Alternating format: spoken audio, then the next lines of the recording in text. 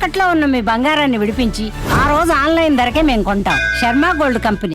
నమస్తే, welcome to I dream. నేను మీ మాధురి. మనతో పాటు ఉన్నారు వనజ గారు, సైకాలజిస్ట్. తెలుసుకుందాం. నమస్తే మ్యామ్.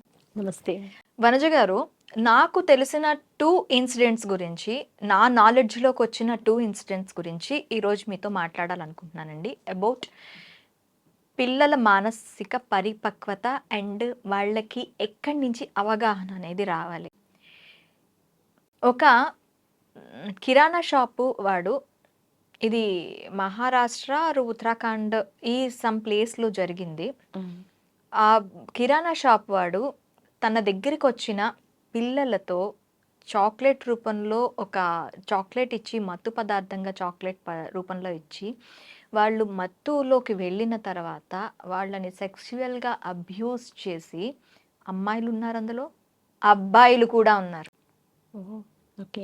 అమ్మాయిలు అబ్బాయిలు వాళ్ళకి ఆ అబ్యూస్ చేసిన తర్వాత దాన్ని వీడియో రూపంలో రికార్డ్ చేసి, దాని మీద నాకు డబ్బులు తీసుకొని రావాలని డిమాండ్ చేయడం మొదలుపెట్టాడు. ఇది గమనించిన తల్లిదండ్రులు ఆ షాప్ వాడి మీద కేసు వేశారు. ఆ కేసు నడుస్తుంది. అది ఒకటి. నిన్న కాక మొన్న జరిగిన ఒక ఇన్సిడెంట్ ఏంటంటే, మహారాష్ట్రలో ఒక 67 ఏళ్ల వృద్ధుడు ఒక స్కూల్లో సైకలాజికల్ మేనేజ్మెంట్ నేర్పించమని, about good touch and bad touch ఏంటో చెప్పమని 67 ఏళ్ల వృద్ధుడికి ఇస్తే, ఒక చిన్నారి మీద అఘాయిత్యం చేశాడు. సమాజం ఎక్కడికి వెళ్తుంది? అసలు వీటిని అవాయిడ్ చేయడానికి సొసైటీ అసలు ఎలా మారాలి? మీరు అడిగిన చాలా ప్రశ్న అండి. సమాజం మేల్కొని కొన్ని విషయాలు తెలుసుకొని, కొన్ని విషయాలు నేర్చుకోవాల్సిన విషయాలు మీరు చెప్పినవి ఏవైతే ఉన్నాయో. ఇప్పుడు మీరు చెప్పిన ఫస్ట్ ఇన్సిడెంట్లో చూస్తే, ఆ కిరాణా షాప్ అతను చాక్లెట్ రూపంలో మత్తుమందు కలిపి అది అమ్మాయిల్ని అబ్బాయిల్ని సెక్షువల్గా ఇబ్బంది పెట్టి వీడియో రికార్డ్ చేసి పేరెంట్స్ని బెదిరించి డబ్బులు తీసుకుంటున్నాడు. ఓకే. సో అది సంభవం ఇప్పుడు కేసు అయింది, అది వేరే విషయం. కానీ ఇప్పుడు ఈ ఆస్పెక్ట్లో చూస్తే చిన్నపిల్లలు, ఓకే, వాళ్ళకి అసలు ఇవన్నీ తెలియదు. ఓకే. ఏది తెలియకుండానే వాళ్ళ పిల్లలు, వాళ్ళ బాడీ అనేది బ్యాడ్ టచ్కి గురైంది. అమ్మాయి ఉండొచ్చు, అబ్బాయి ఉండొచ్చు అండి. ఓకే. ఆ బ్యాడ్ టచ్కి గురవ్వడం వల్ల ఆ పిల్లలు మానసికంగా చాలా కృంగిపోతారు. అది మొదటి అంశం. ఓకే. అంటే సైకలాజికల్గా ఎదగడం కూడా ముఖ్యమైన అంశం. మనము ఎదుగుదల అంటే ఫిజికల్ బాడీ ఎదుగుదల కాదు, సైకలాజికల్గా కూడా హెల్దీగా ఎదగడం అనేది చాలా ఇంపార్టెంట్. అంటే అదర్ ఆస్పెక్ట్ సొసైటీ పరంగా కూడా ఒక అభిప్రాయం ఏర్పడుతుంది. ఇప్పుడు అతని వల్ల ఆ పిల్లలకి సమాజం పట్ల మంచి అభిప్రాయం ఉండదు, సైకలాజికల్గా కృంగిపోయారు. అది వచ్చి అకాడమిక్స్గా కూడా ఎఫెక్ట్ పడుతుంది. అంటే టోటల్లీ అతను చేసింది సెక్షువల్గా పిల్లల్ని చేయడం కాదు, ఆ పసిపిల్లల లైఫ్ని స్పాయిల్ చేశాడు.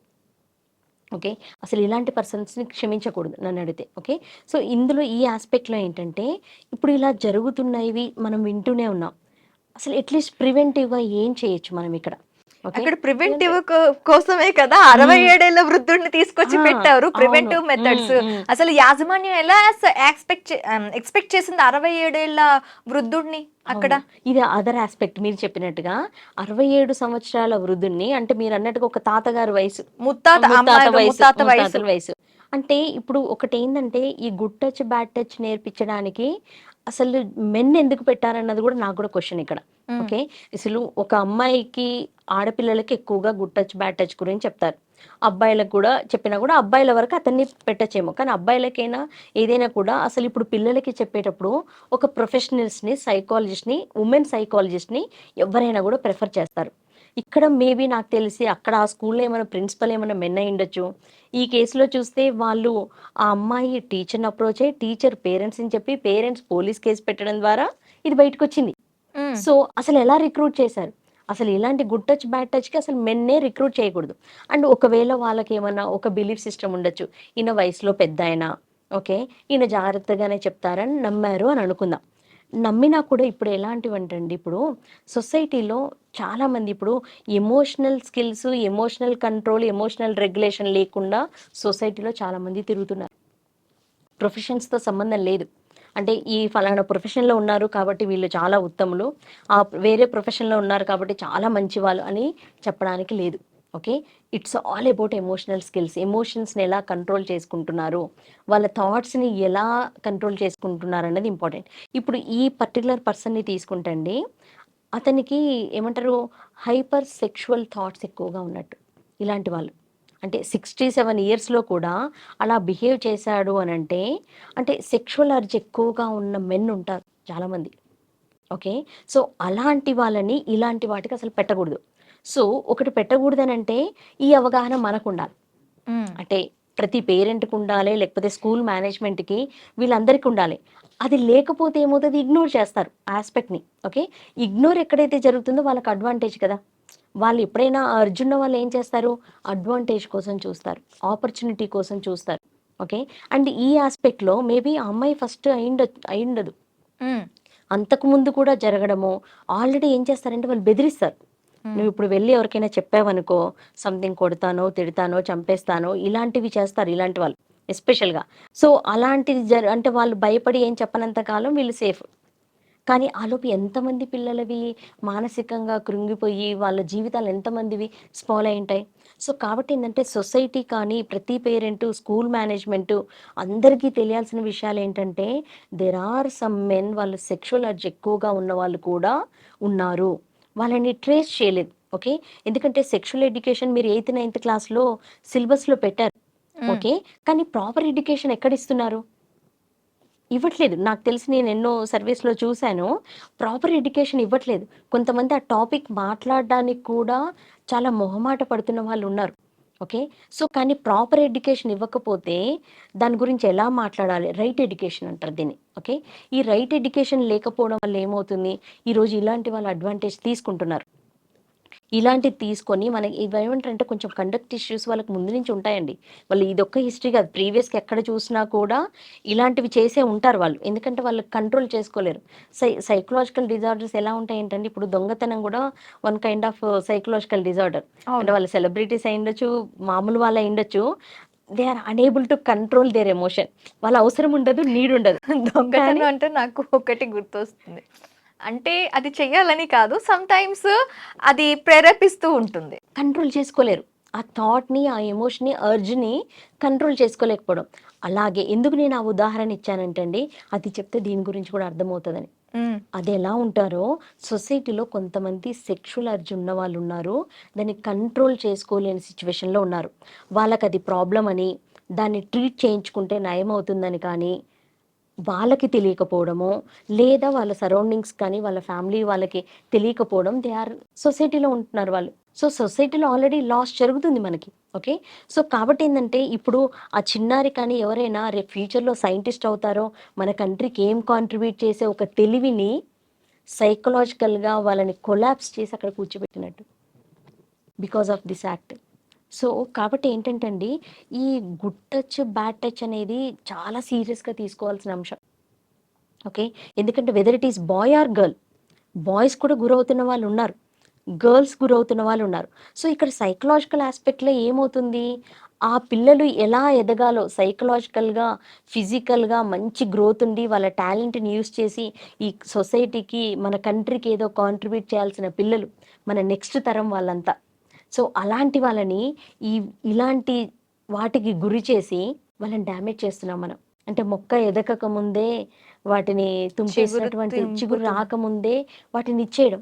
ఓకే, సో కాబట్టి ఏంటంటే సొసైటీలో ఇలాంటి వాళ్ళు ఉన్నారు, మంచి వాళ్ళు కూడా ఉన్నారు. ఓకే, సో ఇప్పుడు ఎవరైతే ఇలాంటి వాళ్ళు ఉన్నారో అలాంటి వాళ్ళు ఉన్నారు అన్న అవేర్నెస్ అందరికీ రావాలి first of all. Second point, ఉంటే ఎలా హ్యాండిల్ చేయాలి, ఇది కూడా చాలా ఇంపార్టెంట్. ఓకే, సో అందుకని మన పిల్లలకి whether it is boys or girls, good touch, bad touch అని చెప్పాలి. అసలు గుడ్ టచ్ ఏంటి, బ్యాడ్ టచ్ ఏంటి, ఇప్పుడు సైకాలజిస్టులు చాలామంది మేము కూడా చెప్తుంటాం, టచ్తో పెంచండి పిల్లల్ని, టచ్ ఉండాలి, టచ్ ఉన్నప్పుడు ఎమోషనల్గా కనెక్ట్ అవుతుంటారు అనేది మేము కూడా చెప్తుంటాం. అసలు ఎలాంటి టచ్ ఉండాలి, ఎక్కడ టచ్ చేయొచ్చు, ఎక్కడ టచ్ చేయకూడదు, ఇది కూడా చాలా ఇంపార్టెంట్. సో టచ్ చేసే ప్రాసెస్లో ఏంటంటే అండి, బాయ్ ఆర్ గర్ల్ లిప్స్ని టచ్ చేయదు, బ్రెస్ట్ పార్ట్ని టచ్ చేయదు అమ్మాయిలైతే. ఓకే, అండ్ 2 లెగ్స్ మధ్యన బిట్వీన్ పర్సనల్ పార్ట్స్ని టచ్ చేయదు, మన బటక్స్ని టచ్ చేయదు, ఇవన్నీ bad touch. Okay. Good touch ఏంటంటే షేక్ హ్యాండ్ ఇవ్వచ్చు. ఒక ఫాదర్ ఇక్కడ డాటర్ని ఇక్కడ ఫోర్ హెడ్ మీద ముద్దు పెట్టుకోవచ్చు.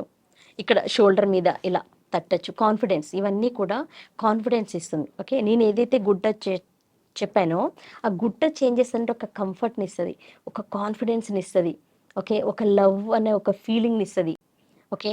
ఏదైనా చెయ్యొచ్చు నేను, ఒక పాజిటివ్ వైబ్రేషన్ని బ్రెయిన్కి అందిస్తుంది.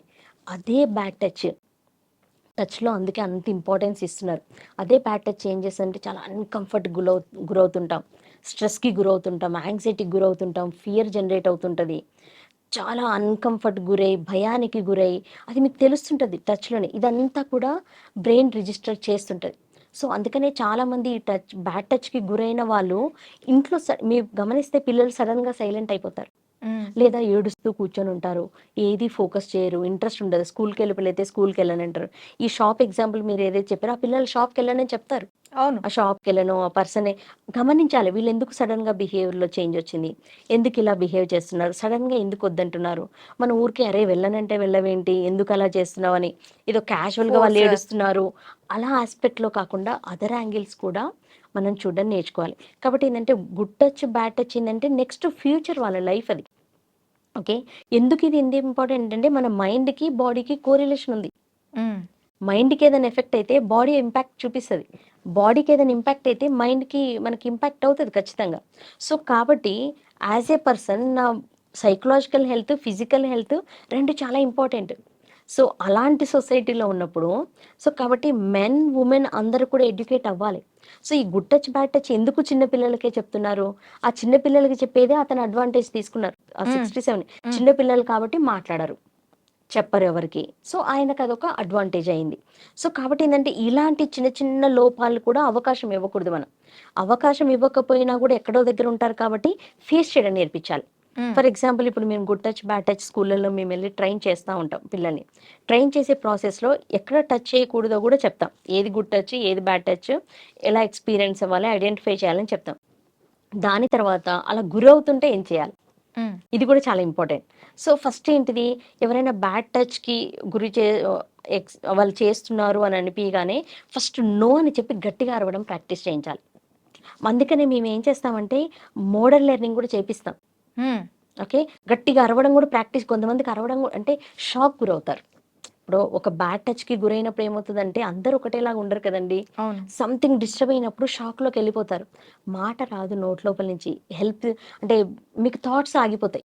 అవును. అవును. ఓకే. నో థాట్స్లో ఉంటారనమాట. హెల్ప్ తీసుకోవాలన్న తెలియదు, సంథింగ్ జరుగుతుందని తెలుసు, ఏమీ చేయలేని సిచ్యువేషన్లోకి వెళ్తారు, బ్రెయిన్ నమ్మైపోతుంది ఒక్కసారిగా. నమ్మైపోతుంటది. అందుకని ఏం చేస్తామంటే పిల్లలకి ముందు నుంచే ట్రైనింగ్, ఇలాంటిది మీరు ఎక్స్పోజ్ అవుతున్నారంటే నో అని చెప్పడంతో పాటుగా షౌట్ చేయాలి, గట్టిగా అరవాలి. సెకండ్ స్టెప్ ఏం చేయాలి, ఆ సిచ్యువేషన్ని ఆ పర్సన్ని అవాయిడ్ చేయడం మొదలుపెట్టాలి. పరిగెత్తడమా సంథింగ్ వెళ్ళడమో అరుస్తూ నో అని చెప్తూ మ్యాక్సిమం ఇమీడియట్ స్టెప్ ఉండాలి అది. ఓకే. సో దానితో పాటుగా ఏంటంటే ఇది షేరింగ్ కూడా చేయాలి కదా. ఇప్పుడు నాకు తెలిసి ఇప్పుడు నాకు కూడా కౌన్సిలింగ్కి చాలామంది వస్తారండి. ఇప్పుడు వాళ్ళ అడల్ట్స్ కానీ వాళ్ళ చిన్నప్పుడు 4 ఇయర్స్ 5 ఇయర్స్ 6 ఇయర్స్ స్కూల్ ఏజ్లో జరిగిన ఇన్సిడెంట్స్ వల్ల ఈరోజు వాళ్ళు మ్యారిటల్ లైఫ్లో ఇబ్బంది పడుతున్నారు, వేరే ఏరియాస్లో ఇబ్బంది పడుతున్నారు, రకరకాల ప్రాబ్లమ్స్ ఉన్నాయి. ఓకే. సో ఫోర్త్ వన్ ఏంటంటే ట్రస్టెడ్ పర్సన్కే షేర్ చేయాలి. ఇది చాలా చాలా ఇంపార్టెంట్. మీరు ఏ అడల్ట్ని నమ్ముతారు, పిల్లలు ఏం హెల్ప్ చేయరు దీంట్లో. అడల్ట్స్ ఎవరైతే ఉన్నారో ట్రస్టెడ్ అడల్ట్ని షేర్ చేయాలి, వాళ్ళకి చెప్పాలి. ఇప్పుడు మీరు చెప్పిన ఈ కేసులో అండి ఆ అమ్మాయి ఎవరో మేబీ ఇలా గట్టిగా అరిచి చెప్పుంటుంది, టీచర్ని అప్రోచ్ అయింది, trusted adult. Okay. Trusted adult parent communicate చేశారు, పేరెంట్స్ పోలీస్కి ఇన్ఫామ్ చేశారు. అంతకుముందు ఎంతోమంది చెయ్యండి ఈ అమ్మాయి చేయగలిగింది. మేబీ ఎక్కడో పేరెంట్ ఎడ్యుకేషన్ ఉండొచ్చు ఆ అమ్మాయికి, అదర్వైజ్ షేర్ సంథింగ్ ఇంటి నుంచి వచ్చిన కల్చర్ ఉండొచ్చు ఆ అమ్మాయికి. కాబట్టి సంథింగ్ నాతో రాంగ్ జరుగుతుంది అని ఐడెంటిఫై చేయడము, చెప్పగలిగింది, సెల్ఫ్ ఎక్స్ప్రెషన్ ఉంది, ట్రస్టెడ్ ఒక టీచర్కి చెప్పింది. అందరు టీచర్స్ సపోర్ట్ చేస్తారని ఉండదు. ఆ టీచర్ పేరెంట్కి చెప్పారు, పేరెంట్స్ కూడా మా అమ్మాయికి అది ఇలాంటి వాళ్ళు ఎక్కడా జరగకూడదు, ఎవరికి జరగకూడదు అని ఒక మంచి పేరెంటింగ్లో ఉన్న I really appreciate that one. వాళ్ళు పోలీస్కి ఇన్ఫార్మ్ చేయడం, వాళ్ళు కూడా యాక్షన్ తీసుకోవడము. అంటే ఇలాంటి సిచ్యువేషన్స్ లో ఏమవుతారు అంటే పేరెంట్స్ వచ్చేసరికి అమ్మో సొసైటీలో మా అమ్మాయి రేపు తలెత్తుకొని తిరుగుతుందా లేదా. అవును, ఇది చాలా చాలా ఇంపార్టెంట్ అండి. కానీ ఇక్కడ ఏంటంటే అండి సొసైటీ కూడా కొన్ని తెలుసుకోవాలండి. ఇప్పుడు ఆ పాప ఏం తప్పు చేసిందండి, మదర్ ఎవరో పర్సన్ ఆ అమ్మాయితో రాంగ్ బిహేవియర్ చేస్తే సొసైటీ ఈ అమ్మాయిని వేరేలాగా చూడడం అన్న ఆస్పెక్ట్ నుంచి సొసైటీ కూడా మారాలి. అవును. ఓకే. అలాంటి పిల్లలు ఆల్రెడీ సైకలాజికల్‌గా చాలా ప్రెషర్‌కి గురయ్యి, స్ట్రెస్‌కి గురయ్యి వాళ్ళే చాలా భయంలో ఉంటారు. ఈ చిన్న అలాంటి పిల్లల సంగతి హ్మ్. పక్కన పెడితే, పెద్దవాళ్ళు నాకు కూడా. రేప్ జరిగిందని ఒక అమ్మాయి న్యాయస్థానం దగ్గరికి వెళ్ళి నిలుచుంటే, ఆ హ్మ్. అమ్మాయికొచ్చే క్వెషన్స్ ఎలా ఉంటాయి మ్యామ్? నిజంగా అండి. అది నిజంగా ఏ చెప్పాలంటే అమ్మాయి కూడా నాకు రేప్ చేశారని ఎళ్లి నిల్చోదు. అలాంటి వాళ్ళకి న్యాయం చేయబోయి వాళ్ళ నోరు కప్పడానికి ఎన్ని రకాలుగా వ్యంగ్య క్వెషన్స్ వాళ్ళు ఎదుర్కొంటున్నారు. అబ్యూజ్ అనేది కోర్ట్‌లోనే జరుగుతుందంటాను. నిజంగా అండి. చాలా చోట్ల ఇవి జరుగుతున్నాయి. సొసైటీలో కూడా చాలా మార్పులు రావాలండి. ఓకే. ఎందుకంటే ఇప్పుడు ఎంత కాదన్నా వుమెన్‌ని మనం రెస్పెక్ట్ చేసి ఓకే. వాళ్ళ ఎమోషన్స్‌కి ఇప్పుడు ఎందుకు వుమెన్ గురించి ఎక్కువ మాట్లాడతామంటే మెన్‌కి జరగట్లేదని చెప్పట్లేదు. కానీ కంపారిటివ్‌లీ వుమెన్‌కి ఎక్కువగా జరుగుతుంది. కాబట్టి మనం ఎక్కువగా మాట్లాడుతున్నాం. మెన్ కొంచెం హీలింగ్ కెపాసిటీ ఎక్కువగా ఉంటుంది కొన్ని సందర్భాలు. వాళ్ళు కూడా డిప్రెషన్‌కెళ్తారు. వాళ్ళకి కూడా చాలా ఉంటది. కానీ వుమెన్‌కి సొసైటీ సపోర్ట్ అంటే ఏ సొసైటీ అయితే కాపాడాలని చూస్తుందో అదే సొసైటీల నుంచి బ్లేమ్ చేసి, లేబుల్ చేసి ఇప్పుడు నాకొచ్చిన కేసెస్‌లో అండి కొంతమంది అమ్మాయిలు చెప్తారు. వాళ్ళు అబ్యూస్ గురైన వాళ్ళు ఉంటారండి. హ్మ్. ఫిజికల్ అబ్యూస్‌కి గురవుతారు. హ్మ్. ఫిజికల్ అబ్యూస్ గురవడం వల్ల చిన్న ఏజ్‌లో 7థ్ క్లాస్, 8థ్ క్లాస్ ఆ టైంలో గురవుతారు కదా!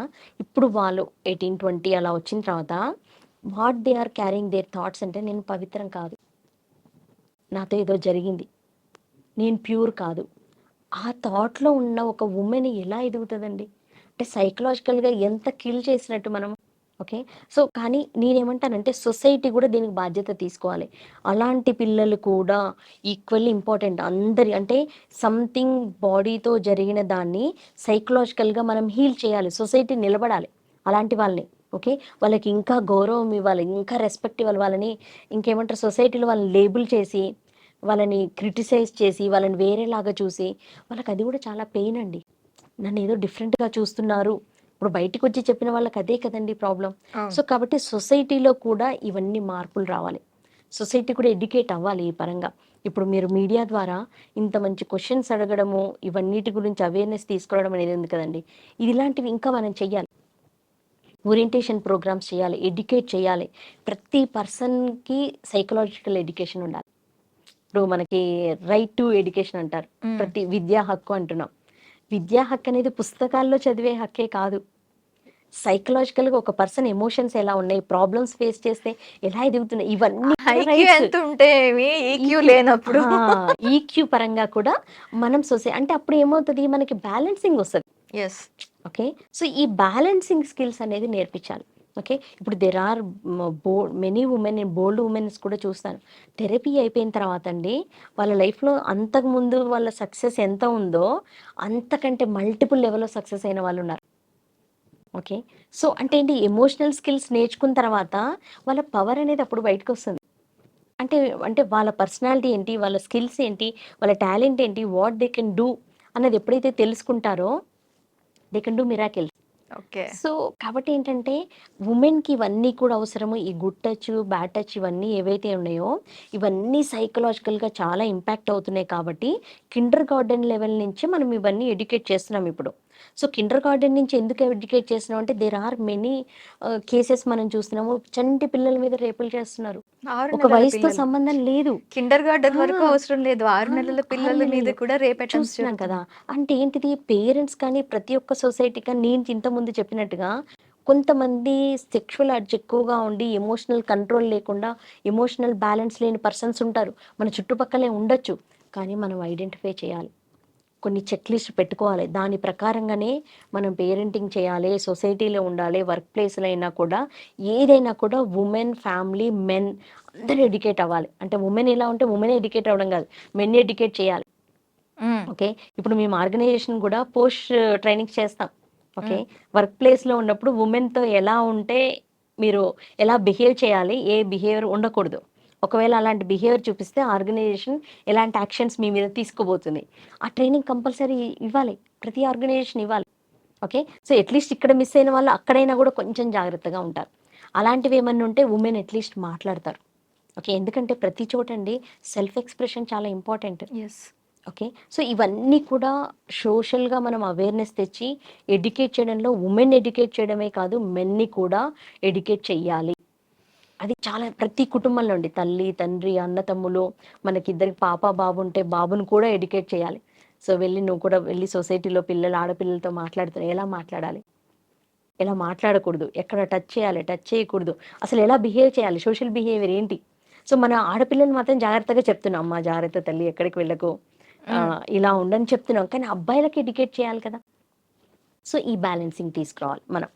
సో ఎప్పుడైతే ఇవన్నీ తీసుకొస్తామో అట్‌లీస్ట్ మన ఫ్యూచర్ జనరేషన్స్‌ని కాన్ఫిడెంట్‌గా, ధైర్యంగా మన కంట్రీకి చాలా కాంట్రిబ్యూట్ చేసే పర్సన్స్‌ని మనం చూడొచ్చండి in future. Thank you ma'am. Most welcome.